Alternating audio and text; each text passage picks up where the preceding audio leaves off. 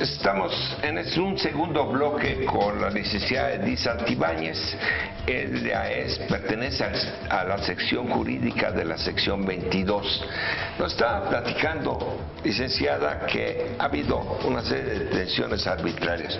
Como arbitrario es muchas de las cosas que estamos viviendo en el estado de Oaxaca. Yo le quisiera hacer una aclaración antes. Yo sí estoy muy indignado. Sí, y cuando yo vi, por ejemplo, la acusación que le hacían al maestro Rubén de lavado de dinero por una cantidad de 28 millones de pesos, lo primero que me pregunté, ¿y lo que se han robado el gobernador? ¿Y lo que se ha robado el Coco Castillo, que alcanza la cantidad de 7,000 millones de pesos? Que el gobernador acusado, un exgobernador acusó inclusive el director de finanzas por una desviación de más de 2,000 millones de pesos.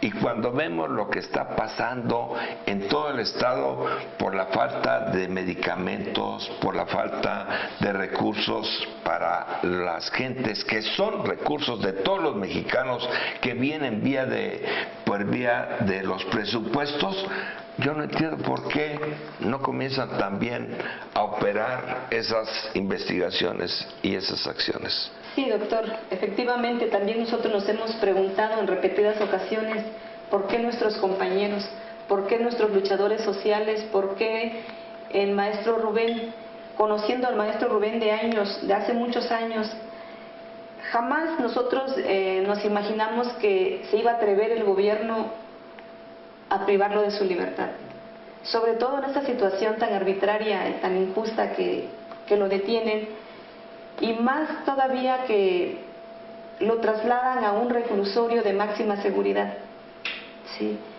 En un primer momento nos preguntábamos y nosotros mismos nos contestábamos que así como mandó el gobierno, porque es el gobierno, y lamentamos mucho el proceder de Gabino Cue, que no se le olvide y en su conciencia lo va a llevar, que gracias al magisterio y que gracias al pueblo hambriento de un cambio le dio su confianza y su voto para hacerlo gobernador.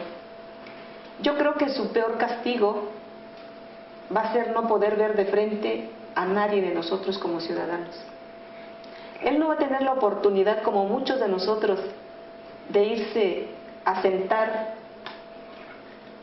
al zócalo de nuestra ciudad de Oaxaca. No le importa, ellos tienen su dinero en Estados Unidos. Pero es el repudio, y yo creo que eso es lo que ellos deben de buscar y tal vez procurar encontrar, es el repudio de la sociedad, del pueblo. Si ya están en una etapa de hartazgo, porque no es posible que él, haciéndose primeramente pasar por víctima también del gobierno, se haya victimizado y haya logrado un objetivo de ser gobernador del estado y haya traicionado a su pueblo, ¿sí? Pero bueno, aquí nos trae la situación del maestro Rubén. Retomo la situación. El maestro Rubén tiene 3 causas penales, como usted bien lo decía, lo que llamamos lavado de dinero, ¿no? Que el delito es operaciones con recursos de procedencia ilícita. Este delito está radicado en una causa 22 del 2015 en el juzgado octavo de distrito en la Ciudad de México, y que en la cual la semana pasada se obtuvo su libertad bajo caución. Y aquí en la ciudad de Oaxaca enfrenta 2 procesos penales en el juzgado segundo del fuero común. La causa 195 por el delito de tentativa de homicidio, ¿sí? Y el expediente 145, que ahí estamos enfrentando el proceso por el delito de robo específico, también del 2015. Como yo le decía al principio, tenemos la oportunidad de tener el conocimiento, el panorama de todas estas causas penales, porque desde octubre, que detuvieron a los primeros 4, hemos estado en ese trabajo jurídico.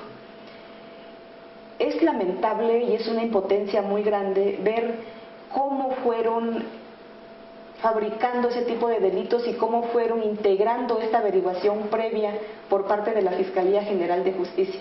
lo saben perfectamente el director de averiguaciones previas, el mismo fiscal general de justicia, que ahí le dieron indicaciones al Ministerio Público para que se integraran esas averiguaciones y las consignaran a un juzgado. Están sustentadas únicamente por recortes de periódicos, por documentos, fichas bajadas de internet, por convocatorias emitidas por nuestra sección 22, pero que hay una página abierta al público de la sección 22 y que cualquier ciudadano tiene acceso a esa página. Y de ahí fueron tomando las supuestas evidencias para señalar a mis compañeros. Sin embargo, no es un señalamiento que estén ellos cometiendo algún acto ilícito, puesto que en ningún momento ellos han cometido un delito. Nos queda claro y nosotros aceptamos que de acuerdo a las funciones de nuestros dirigentes, por supuesto, un ejemplo, el maestro Francisco Villalobos, que es el secretario de organización de nuestra sección 22, como bien lo dice su cargo, secretario de organización es quien se encarga de organizar las actividades sindicales de los agremiados, ir al frente en una manifestación, ¿sí? Claro. En una marcha, en una actividad sindical, en una reunión, en una estatal. Y esas son las evidencias que existen en los expedientes. Por eso es que tenemos todavía un poquito de confianza en las autoridades de los juzgados federales, porque de ahí se nos otorga una libertad bajo caución, porque el día sábado que el Ministerio Público de la Federación presentó nuevamente sus supuestas pruebas documentales para seguir manteniendo privado de su libertad al maestro Francisco, el juez quinto de distrito las dio por no válidas, toda vez que son documentos en copias simples, toda vez que son documentos bajados de internet y que cualquier persona tiene acceso a estos documentos, ¿no? Entonces, legalmente ¿Y por qué no lo han trasladado? No lo han trasladado a ninguno de ellos, de los últimos 4. Ya hay acuerdos en los juzgados federales y en los juzgados comunes la orden de traslado. En el caso específico del maestro Rubén, por segunda vez tenemos el acuerdo de traslado, pero esta es la omisión de las autoridades correspondientes y la dilación también de ellos en cumplir un mandato judicial. Hoy le decíamos al juez, es el segundo acuerdo, yo ya cumplí, dice. Mentira. Ha cumplido en parte en acordar el traslado, pero no ha cumplido en darle vista al Ministerio Público del desacato de una autoridad ante un mandato judicial. Esto es, aquí en China, es un desacato a un mandato judicial. Así es que cuando les conviene al gobierno y a las autoridades, acatan.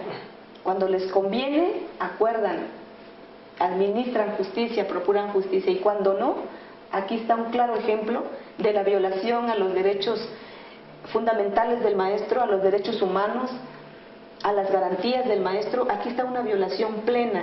Tenemos en puerta, esperando desde hace 10 días, una diligencia de un recurso legal que presentamos como defensa en el juzgado segundo, que es una revisión de la medida cautelar para obtener su libertad bajo caución. Sin embargo, el juez segundo de lo penal del Distrito del Centro nos está dando una respuesta que nosotros no podemos aceptar. Primeramente, que no tienen los medios electrónicos y tecnológicos y todo para llevar a efecto una diligencia por el método de videoconferencia. Sin embargo, sabemos que ya entró en vigor el nuevo sistema de juicios orales en nuestro estado, sobre todo aquí en la ciudad, y válgame la redundancia, por supuesto que hay todo el mecanismo, los elementos, la tecnología para llevar a efecto una diligencia. Él culpa al juez de Hermosillo, Sonora, que allá es donde no le autorizan hacer este tipo de diligencia porque no cuentan con el material suficiente, pero nosotros no podemos aceptarlo, puesto que no es así. Por supuesto que puede llevar a efecto la diligencia, todo lo quiere hacer vía exhorto. Cuando es dilatarse más, es mandar vía exhorto por paquetería, por mensajería, el expediente hasta Sonora, y mantener privado de su libertad al maestro, lejos de su familia, lejos sobre todo donde dicen que supuestamente cometió el delito, aquí debe ser juzgado.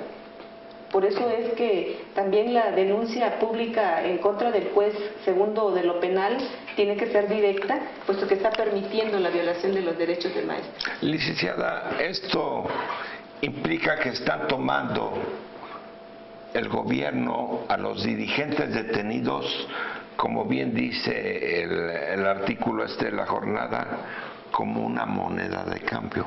Por supuesto, más que claro es eso. Es eso, ¿por qué detienen a ellos? ¿Por qué precisamente a ellos?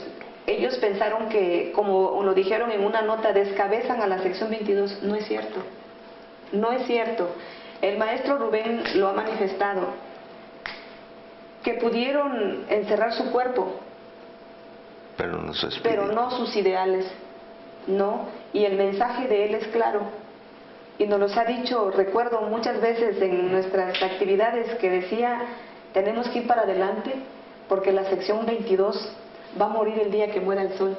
Eso nos queda claro y eso nos da mucha fortaleza para seguir en esta lucha, doctor.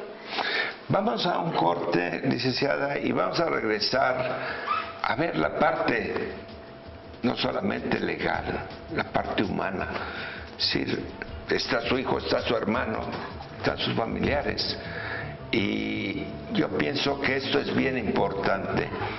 Se habla de muchas cosas y ya veremos al entrar en este nuevo capítulo que hay cosas que se deben enseñar al pueblo y decirlas abiertamente para que se vea cómo se trata a la sección o a las secciones ya dominadas por el propio gobierno y cómo se trata a los disidentes. Esto es bien importante. Regresamos.